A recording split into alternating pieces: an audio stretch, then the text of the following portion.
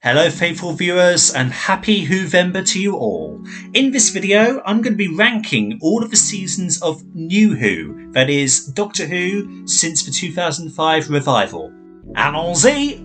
At bottom place, number 13, Series 11. Now it would be stereotypical to trash Series 11, so I'm going to try and remain largely positive where I can. While Series 11 is not fundamentally bad, what sets it apart from everything else on this list is the massive tonal shift it contains. With the previous two eras, you get a sense of what modern Doctor Who feels like. A charming, if campy, drama full of fun and stakes. Series 11 presents a more cinematic but somewhat muted tone. It feels distinct in its upgraded visuals and different soundscape thanks to composer Sega Nakanola, but this palette cleanse comes with a trade-off of being disorientating after 10 seasons of a specific formula. What doesn't work for me are the character dynamics, despite Bradley Walsh being the best thing about the series as Graham, and I never really clicked with the 13th Doctor, especially until Series 12. The quality of the stories also feel not as strong as what has come before. Yes, there are very good ones, such as The Woman Who Fell to Earth and Rosa, but a lot of the rest of them are not that enjoyable. Now, it must be credited for trying something new, with single-part stories and abandoning the old reliance on old monsters, but it ends up feeling like something key to the show's formula is fundamentally missing. As such, I find Series 11 to be very underwhelming. Number 12, Series 13. Now, to be clear, this ranking includes the 2022 specials with Flux. If it were Flux on its own, then it would probably be bottom of the list. Now, Series 13 is ambitious with its storyline, with a universal threat pushing the Doctor and her companions to their limits, and including several fan-favourite monsters in the mix with the Sontarans and the Weeping Angels. Indeed, their respective episodes are the highlights of Flux, and the inclusions of Eve of the Daleks and The Power of the Doctor save Series 13 from the bottom spot. The chemistry between the Doctor and Yaz is also on point, with Yaz as a character finally coming into her own after playing third fiddle to Graham and Ryan throughout the previous two seasons. John Bishop's inclusion as Dan Lewis is also a welcome addition. What doesn't work is everything else. Flux is overstuffed with plots and side characters with a story structure buckling under its own weight. Many episodes are incomprehensible and bizarrely edited, and the Timeless Child arc has a very disappointing resolution. Many people would also point to the poor editing and visual effects of Legend of the Sea Devils in particular, but I find that episode to be the least offending thing to nitpick about in this whole bunch. Series 13 is frustrating, but with glimmers of gold throughout. Number 11, Series 6. Now, I had a hard time placing Series 6. I knew that it would be low, but I didn't quite know how low until I considered the episodes within it. Now, there are some stellar episodes here, like A Good Man Goes to War and The Girl Who Waited. The series arc of the Doctor dying at Lake Silencio is enticing, and the chemistry between the Doctor, Amy, Rory and River is on top form. But boy, are there some episodes in this series that rub me the wrong way. Curse of the Black Spot, The Rebel Flesh, The Almost People, Let's Kill Hitler, The God Complex, Closing Time, The Reading a River Song, and The Doctor, The Widow and the Wardrobe, if you count that as part of Series 6, are all episodes that I do fundamentally not enjoy. Now, with the conclusion of the Doctor's death arc being controversial and convoluted, Series 6 fails to hit its landing and ends up being my least favourite of the 11th Doctor's run. Compared to many of the other seasons of New Who, it doesn't fare much better either. Number 10, Series 9.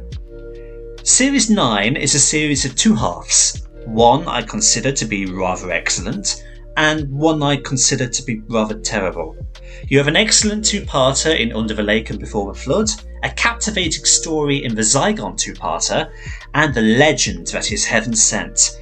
But then you have controversial nonsense like the opening Dalek two-parter, Sleep No More, and the divisive Hell Bent. leaving Series 9 to end on a note that severely split the fandom back in 2015. Another thing that bogs Series 9 down is the uneven characterisation of the 12th Doctor. One minute he's the rebel Time Lord that we love from Series 8, and other times he's a sloppily dressed galactic hobo with a yo-yo trying to be down with the kids with his electric guitar on the tank. There's an argument to be made that the Doctor is going through a character arc, but it comes out so from left field that you struggle to take it seriously. Now, you can't deny that Peter Capaldi and Jenna Coleman are having fun from their victory lap together, and when you look past the nonsense of the hybrid falsehood, the true series arc of Clara becoming more reckless and causing her own doom is cleverly seeded throughout. Series 9 may end on a sour note for many, but where it plays to its strengths, it soars to the heavens. Number 9. Series 12. After Series 11 took the show in a slightly different direction, Series 12 saw a return to a formula that we're more familiar with: a series-long arc, multi-part adventures, and returning villains. But just like Series 9, Series 12 is a tale of two halves. We start strong with Spyfall and introduce one of the best masters in Sacha Dharan, have an intriguing middle with the Judoon, Captain Jack and the Fugitive Doctor, and a strong but controversial ending with a lone Cyberman attacking Villa Diodati and the revelation of the Timeless Child, which has its own roots in the Cartmel Master Plan in the 80s. Where Series 12 hits its stride, it rises like a phoenix.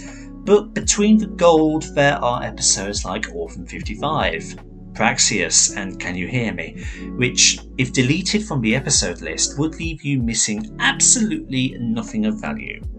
Capping off the series with Revolution of the Daleks retreated to some fun fan service and a satisfying end for Graham and Ryan. The Timeless Child may have split the fandom, but if you look past that, there is some good stuff in there. Number 8. Series 8.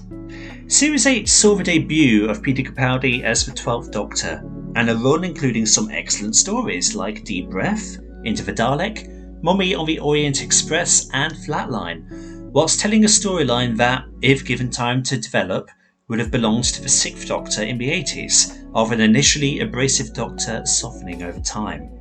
The hook of the mystery surrounding Missy is enough to keep you intrigued throughout, but Series 8 becomes somewhat bogged down with a soap opera love triangle between Clara, the Doctor and Danny Pink, leading to Clara to sour as a character as she continues to lie to and disrespect the love of her life to further service her addiction to time and space travel.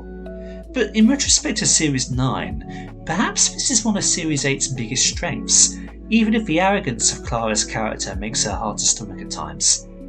While Series 8 remains consistent in quality throughout, save for In the Forest of the Night being a low point, nothing particularly stands out as being super strong and amongst the pantheon of the greatest tales of New Who, save for perhaps Mummy on the Orient Express. Dark Water and Death in Heaven also fall flat, with some interesting ideas but a weak execution, leading to a bittersweet ending that would have worked well on its own, but is undercut by the mere existence of Series 9. Capaldi works well as the 12th Doctor, but still hasn't quite found his flow by the end of the series, as once again emphasised by the following season. However consistent its quality, Series 8 ultimately ends up being quite average.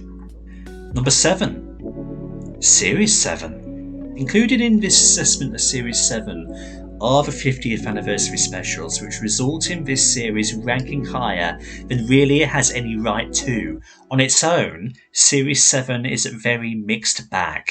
Split over 2 years, Series 7A sees a handful of weak stories that see the departure of Amy and Rory, and 7B sees the introduction of Clara, amongst some very average tales. There are highlights throughout, such as A Town Called Mercy, The Snowmen, The Bells of St. John, and The Day of the Doctor, but there are also some horrific lows, such as Asylum of the Daleks, Dinosaurs in a Spaceship, The Crimson Horror, and Nightmare in Silver. What works for Series 7 once again are its characters and their chemistry together. Amy and Rory are typically good fun, and the dynamic of Eleven and Clara is an often overlooked duel. The Rings of Akaten delivers Matt Smith's best performance in the role, and Series 7 does ultimately have many episodes I find myself revisiting, for better or worse. The Name of the Doctor is a decent end to the Impossible Girl arc, with much fan service, and The Time of the Doctor is a slightly bonkers but ultimately well-meaning farewell to the 11th Doctor. But truly the Night of the Doctor and the Day of the Doctor are the saving graces of Series 7, to save it from being a completely forgettable run. It's clear in retrospect that the creation of Series 7 behind the scenes was a difficult time for the production team, and it shows in many episodes. However, it retains its fun spark of adventure, and the companion swap mid-season helps to breathe new energy to keep the show afloat for its golden anniversary. Number 6. Series 2. Placing Series 2 has proven incredibly difficult because there's a lot of good stuff in there. It has classics like School Reunion, The Girl in the Fireplace, Army of Ghosts and Doomsday, but then it has things like Fear Her and Other Monsters. More so that the series that I've just ranked above this, does it have greater ups and downs. The arc of Torchwood is subtle and well plotted, and the dynamic between the 10th Doctor and Rose is iconic in its own right. However, I do think 9 and Rose play off each other better. Indeed, Rose's characterisation here is much like Clara in Series 9. She's becoming too much like the Doctor, and it ultimately ends up being her undoing. The surprisingly best thing about Series 2, however, is Mickey Smith. Controversy about Noel Clarke aside, Mickey's arc is legitimately good and makes him such a likeable character that the conclusion to his story is so satisfying. Unfortunately, Series 2 is the weakest of David Tennant's run, bogged down by infamously bad episodes, but it is still nevertheless quite strong. Number 5. Series 5. The placement of Series 5 could have been swapped with Series 2. However, what Series 5 has going for it is that it's a breath of fresh air after 3 to 4 series of the same formula. Matt Smith brings a new energy to the 11th Doctor, and his dynamic with Amy, Rory and River is impressive from the get-go. Series 5 is crammed with fantastic stories, from the 11th Hour to the spellbinding Vincent and the Doctor. Much like Mickey, Rory truly is the standout of the series, with a beautifully moulded character arc of zero to hero. The only true miss of Series 5 is Victory of the Daleks, not least because of the Rainbow Paradigm Daleks. The Cracks in Time are an intriguing story arc which concludes decently, although The Big Bang is a bit of a complicated episode to wrap your head around on first watch. Nevertheless, Series 5 has the benefit of being largely self-contained, with a solid ending, promising a bright future ahead for the show, with a cast of actors who positively delight in each other's company. Number 4. Series 10. Like Series 5, the greatest thing about Series 10 is that it is a breath of fresh air after several years of back-to-back Clara Oswald. Series 10 brings in Bill and Nardole, and their chemistry with each other and with the 12th Doctor is electric, creating a formidable TARDIS trio. Amongst the flavourful episode roster are some certified bangers like The Pilot, Thin Ice, Oxygen, World Enough in Time, The Doctor Falls, and Twice Upon a Time. The evolution of Missy and her tragic run-in with the Saxon Master is the natural progression of the character's journey, and it pays off really well. What really benefits Series 10 is that we have a new companion for the Doctor, returning us to episodes that truly demonstrate the virgin wonder of time travel. It's just a pity that the status quo of Series 10 didn't go on for longer, but what a way for the 12th Doctor and Stephen Moffat to conclude their Whoniverse journeys. Number 3. Series 3. Series 3 is, in many ways, an underrated gem, as is Martha Jones. It would never be easy to follow Rose Tyler as a companion, but Martha does an exemplary job, and has a very triumphant character arc. Series 3 offers a deep, introspective look at the Doctor and his sense of loss, of not only Rose but of the Time Lords as well, creating a powerful narrative throughout the series. Series 3 has the benefit of an incredible run of episodes, from Human Nature, right the way through to the sound of drums. It's this run of episodes that elevates Series 3 so high in this list. But the episodes that make up the first half should not be discredited. Smith & Jones, Gridlock and even the Dalek two-parter are great stories. The returns of the Master and Captain Jack also bring powerful elements to Series 3, all in all making it very worthy of the bronze medal position in this ranking. Number 2. Series 1.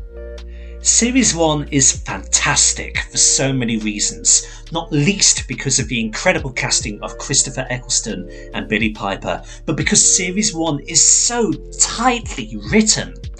It has the perfect structure, with every episode contributing something significant to the Bad Wolf arc and to the finale. The journeys that our characters go on are so complete and satisfying. Like Series 5 and 10, Series 1 embraces the joy of virgin adventures through time and space, letting us experience the wonders of the universe through fresh eyes. Masterful episodes in Series 1 include Dalek, Father's Day, and the two-part finale, as well as The Empty Child and The Doctor Dances. And there are some guilty pleasure episodes full of wit and charm, like Rose and Boomtown. Russell T Davies knocked it out of the park with his very first try in 2005, but in 2008, he did even better. And number 1, Series 4. In many respects, Series 4 is near flawless.